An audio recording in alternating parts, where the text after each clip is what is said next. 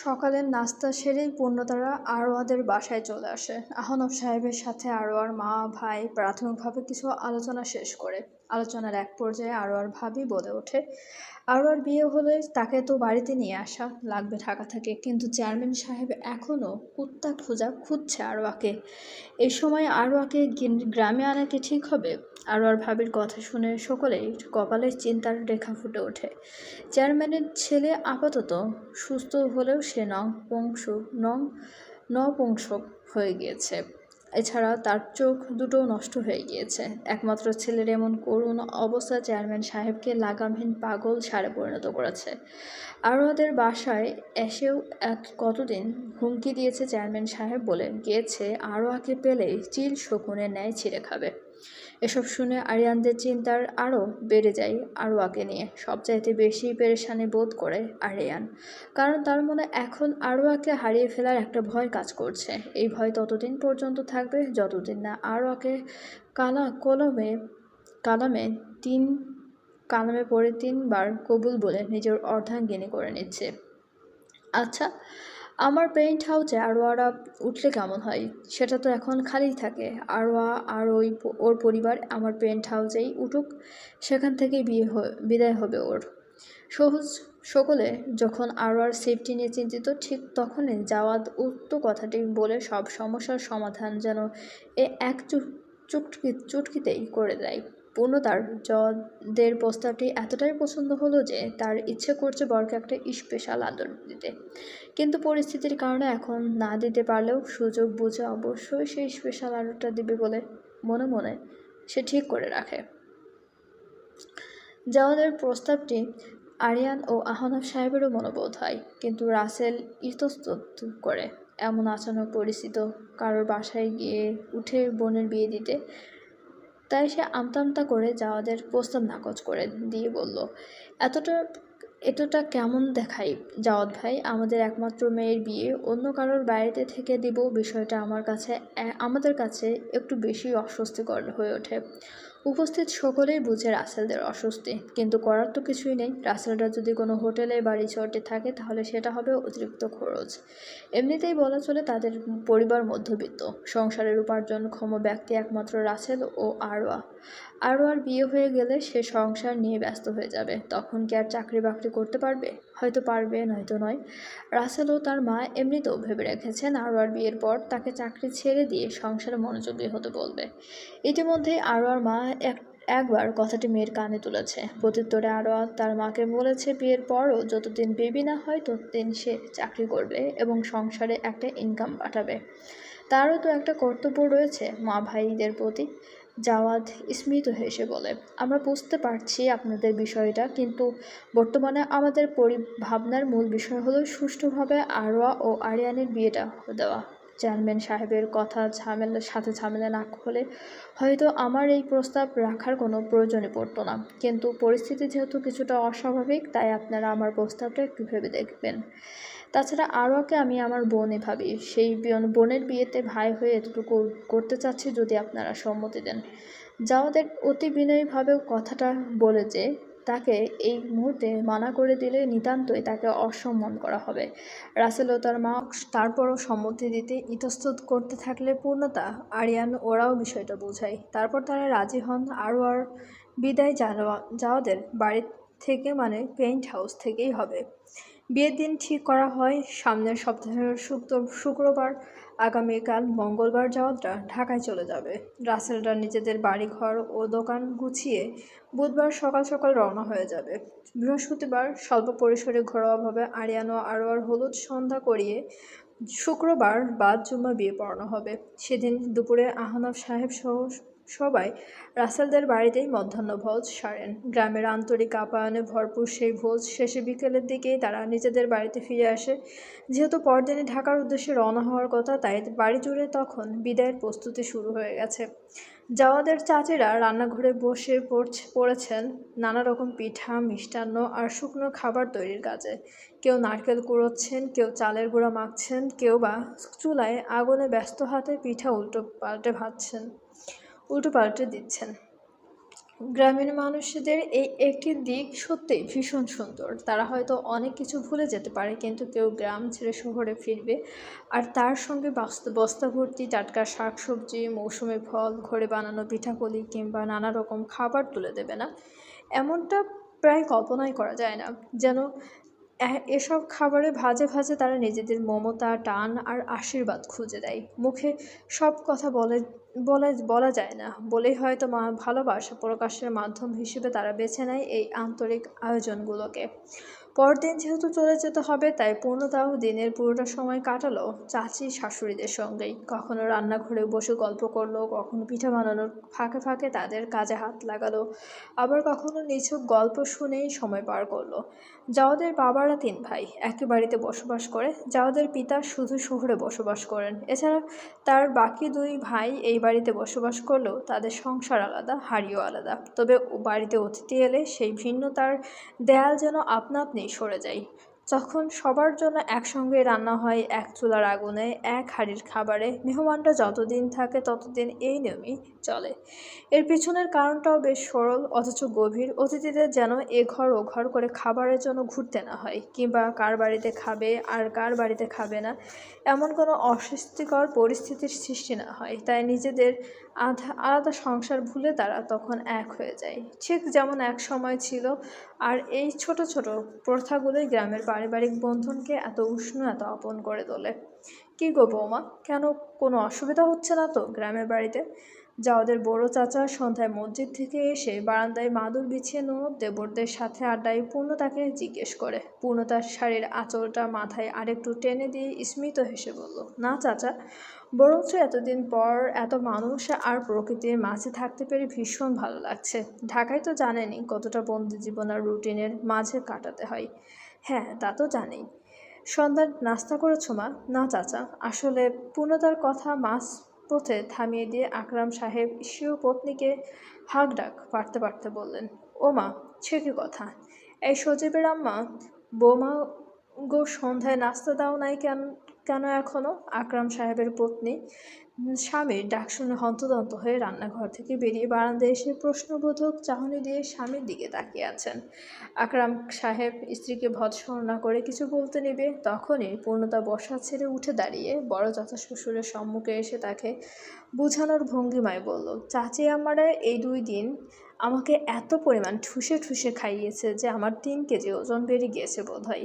আমি বলেছি সন্ধ্যায় নাস্তা করব না, তাহলে রাতের খাবার খেতে পারবো না।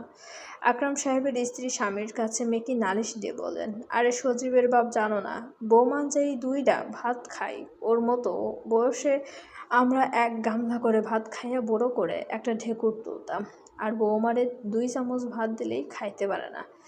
স্ত্রীর কথা শুনে আকরাম সাহেব হেসে দেন। আকরাম সাহেবের স্ত্রীর পুনরায় নিজের কাজে চলে গেলেন। তিনি বারান্দায় রাখা একটা চেয়ারে বসে পড়েন। তারপর পূর্ণতাকে উদ্দেশ্য করে বলেন, মা জননী, তুমি আমাদের বংশের বড় ছেলের বউ। বিয়ের এত বছর পর আসলে আসলে আমাদের বিদায়। কটা দিন থেকে তোমাদের আপ্যায়নের সুযোগ দিবে কি? তা না করে এই 2 দিনের জন্য আসলে নাতিটার সাথে তেমন করে মেশার আগেই চলে যাচ্ছ।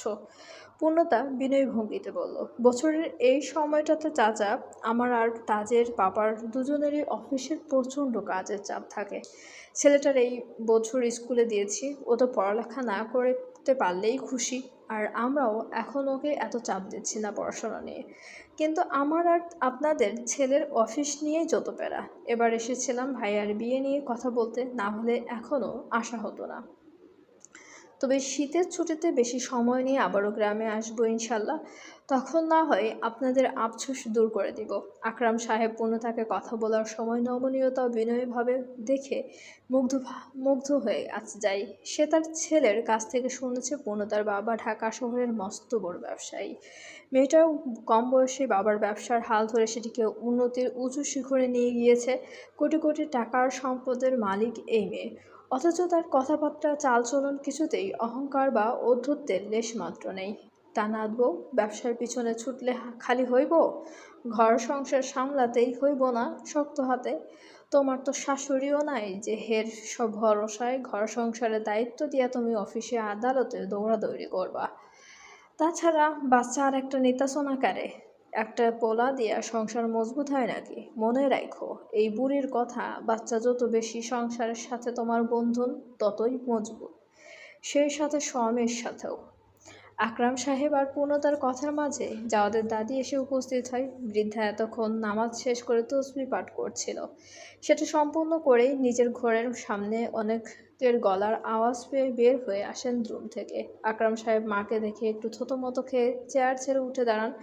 বৃদ্ধার বয়স ৭০ পেয়েছে বহু পূর্বে। বয়সের ভারে বিভিন্ন রোগবালায় জর্জরিত হয়ে মাথার স্ক্রুটাও খানিক ঢিলে হয়েছে। কোথায় কি বলতে হয় সেই বোধ এখন খুব কম রয়েছে। আকরাম সাহেব জানেন তার মা একটা বেফাঁস কথা বলে পরিস্থিতি অস্বস্তিকর তৈরি করতে পটু, আর তিনি বর্তমানে চান না ভাগনা ও বউয়ের সামনে কোনো অস্বস্তি বা বিব্রতকর পরিস্থিতির সম্মুখীন হতে। তাই তিনি একটা অজুহাত দিয়ে দ্রুত সেই স্থান ত্যাগ করেন। পূর্ণতা চাচাতো ননদেরাও একে একে কেটে পড়ে।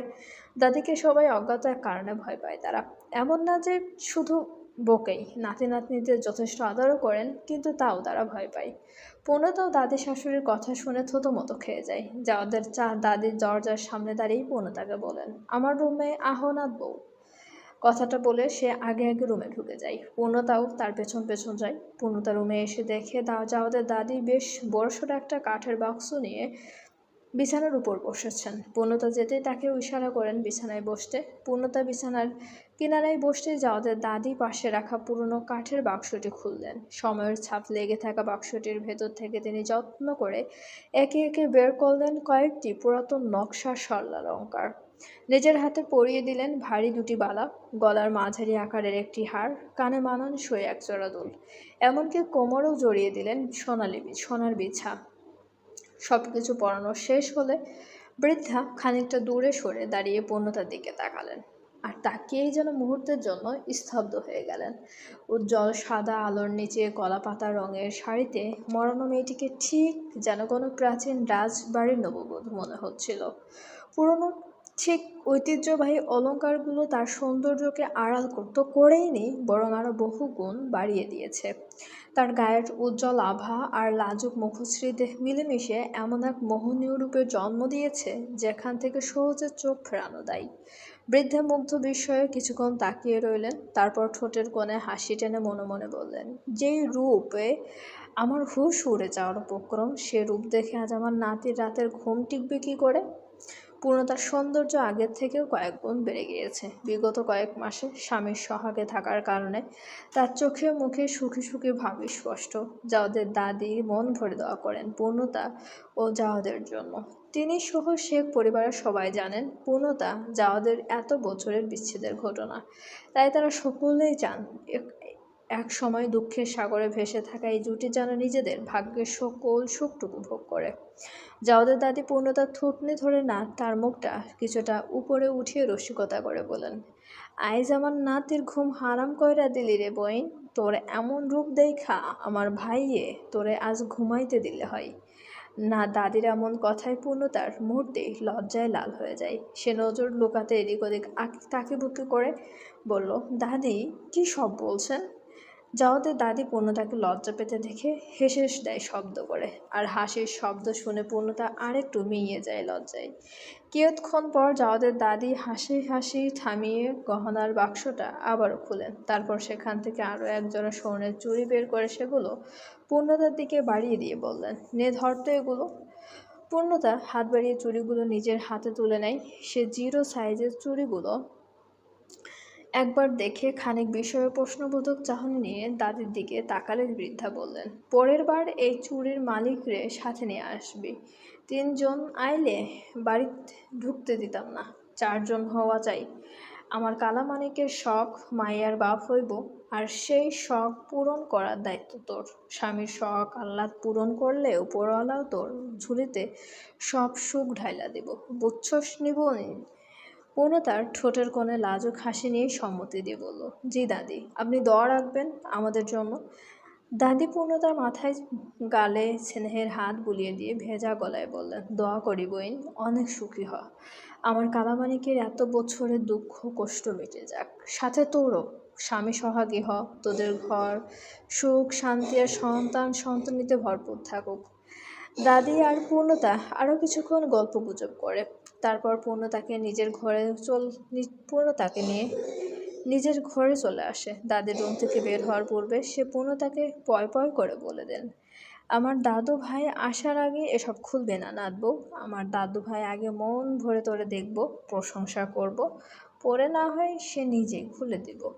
লাস্টের কথাটা বলার সময় তার কণ্ঠে ছিল এক প্রকার রসিকতা। পূর্ণতা তার কথার মানে বুঝতে পেরে লজ্জায় দ্রুত কদম ফেলে চলে আসে দাদির রুম থেকে।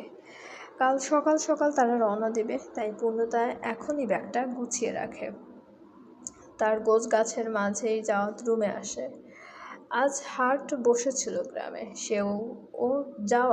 সে ও আরিয়ান তাজওয়াতকে নিয়ে হাট দেখতে গিয়েছিল।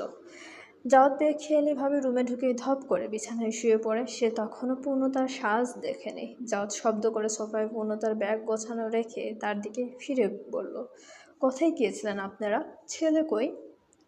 জাওয়াত চোখ বন্ধ রেখে বলল, হাটে গিয়েছিলাম, আর ছেলে ওর আলম আমার কাছে আছে। ও, মুখ হাত ধুয়েছেন? জাওয়াদের কাছে আসতে আসতে জিজ্ঞেস করে পূর্ণতা। জাওয়াদ উত্তরে বলল, কিন্তু মুছিনি, গরম লাগছে অনেক। পূর্ণতা ফ্যানের রেগুলেটর ঘুরিয়ে ফ্যানটা আরেকটু বাড়িয়ে দেয়। তারপর ঘরের দরজাটা ভিজিয়ে দিয়ে নিজেও জাওয়াদের পাশে বিছানায় উঠে বসে। পূর্ণতা বিছানায় বসতে জাওয়াত নিজের মাথাটা তার কোলে তুলে দেয়। তারপর ক্লান্ত গলায় বলল, ও বউ, চুলগুলো টেনে দাও না একটু। পূর্ণতা বিনা বাক্যে তাই করতে থাকে। বারবার হাত নাড়ানোর কারণে পূর্ণতার হাতের চুড়ির গুলো শব্দ হয়। জাওয়াত কপাল কুঁচকে বলে, ঘরের মধ্যে চুড়ি পরে আছো কেন? আমি পরিনি, দাদি পরিয়ে দিয়েছে। দাদি?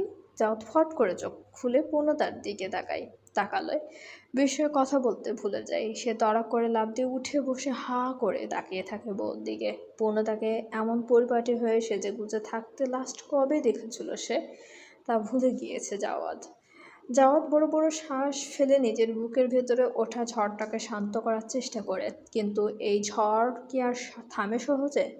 বইয়ের কোমল স্পর্শেই শান্ত হবে এই প্রলয়ঙ্করী ঝড়।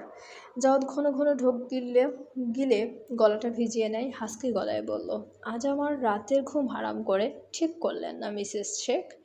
কাল ভালোই সিলেট থেকে ঢাকায় পৌঁছাতে পারলে হয় ড্রাইভ করে। একটু থেমে গভীর একটা শ্বাস ত্যাগ করে জাওয়াত আবারও বলল, বর্তমানে দাদা বাড়িতে রয়েছেন বলে বেঁচে গেলেন মিসেস। আপনাকে তো আমি ঢাকায় গিয়ে ধরবো। আমার মন পিঞ্জিরায় বন্দি করা নিজেকে উজাড় করে আপনাকে ভালোবাসবো। আপাতত আমায় শান্ত করুন জনাবা। নিজের রূপের মহিমায় আপনার বোরের বুকে তোলপাড় করা সেই ঝড় শুরু করেছেন, তা আপনাকেই থামাতে হবে। জাওয়াদের ঘোর লাগা কণ্ঠস্বর শুনে পূর্ণতার চোখ বড় বড় হয়ে যায়। রুমের দরজা শুধু ভিজিয়ে রেখেছে, লক করেনি। এমত অবস্থায় জাওয়াদ উল্টাপাল্টা কিছু করা শুরু করে আর কেউ একজন যদি এসে পড়ে রুম লক না করেই, তাহলে পূর্ণতা লজ্জায় কাউকে মুখ দেখাতে পারবে কিনা সন্দেহ। সে হুড় করে বিছানা ছেড়ে উঠতে যায়, কিন্তু তার আগে জাওয়াত তার উপর উঠে এসে তাকে শুয়ে দেয় বিছানায়। পূর্ণতা জাওয়াতকে থামানোর উদ্দেশ্যে বলে, জাওয়াত, দরজা খোলা। বেশি সময় নেব না যান। ভীষণ তৃষ্ণা পেয়েছে তোমার স্পর্শের। তুমি কোঅপারেট করলে তাড়াতাড়ি ছেড়ে দিব, প্রমিস। পূর্ণতাকে তার কথাটা সম্পূর্ণ রাখতে হয় জাওয়াদের পাগলামির জন্য। জনাব দিনকে দিন বড়ই অধৈর্য, অশান্ত, উন্মাদে পরিণত হচ্ছে বউয়ের প্রেমে পড়ে। আর বেচারি পূর্ণতাকে এবারও তার পাগল বর্মশায় শান্ত করতে হিমশিম খেতে হয়। টনির বাবা একটাবার আমার কথাটা শুনে যাও, একরাশ আকুতি নিয়ে কথাটি বলেন টনির নাম মাত্র পিতা। কলেজে ঢোকার সময় অন্যান্য দিনের ন্যায় আজও জাফর সাহেব দাঁড়িয়ে থাকতে দেখে টনি তাকে পাশ কাটিয়ে চলে যেতে নেয়। কিন্তু তখনই জাফর সাহেব তার পথ রোধ করে উপরোক্ত কথাটি বলে। টনি মস্তিষ্ক বলে এই আকুতি ভরে ডাককে চরমভাবে উপেক্ষা করে চলে যেতে, কিন্তু মন বলে, শুনে যা, কি বলতে চাই তোর নামমাত্র পিতা তোকে। শত হোক অন্যায়ের পরও তো তুই অস্বীকার করতে পারবি না যে এই লোক তোর জন্মদাতা পিতা। টনি তার মনের কথাই শোনে। জাফর সাহেবের কথা শোনার জন্য থামিয়ে দেয় হাঁটা, তবে পেছন ফিরে তাকায় না তার দিকে। টনিকে থামতে দেখে জাফর সাহেব নিজেই বড় বড় পা ফেলে ছেলের কাছে এগিয়ে আসে। তারপর মায়া ও আকুতি নিয়ে বললেন, সব ভুলে বাড়ি ফিরে চলো বাবা। আমি পিতা হয়ে ভুল করেছি, মানছি তা। তুই তুই আমার ভুলটাকে ক্ষমা করে দিয়ে বাড়ি ফিরে চলো বাবা। আমার এত কোটি টাকার সম্পদের একমাত্র ওয়ারিশ কিনা 35,000 টাকার চাকরি করে। বিষয়টা আমার জন্য অনেক লজ্জার ও অস্বস্তিকর। প্লিজ সব মান অভিমান ভুলে বাড়ি ফিরে আসো বাবা। টনি চোখ তুলে বাবার দিকে তাকিয়ে থাকে কিছুক্ষণ। জাফর সাহেবের চোখের পানি স্পষ্ট বলে দিচ্ছে সে নিজের পূর্বের ভুলের জন্য কতটা অনুতপ্ত। চলবে। গল্পটি আপনাদের কেমন লাগছে অবশ্যই আমাদেরকে কমেন্ট করে জানাতে ভুলবেন না, এবং আমাদের চ্যানেলটি প্লিজ সবাই সাবস্ক্রাইব করুন, এবং গল্পটি ভালো লাগলে অবশ্যই সবাই লাইক কমেন্ট এবং শেয়ার করতে ভুলবেন না আপনাদের প্রিয় মানুষগুলোর সাথে, এবং আমাদের চ্যানেলের সঙ্গে থাকার জন্য সবাইকে অনেক অনেক বেশি ধন্যবাদ।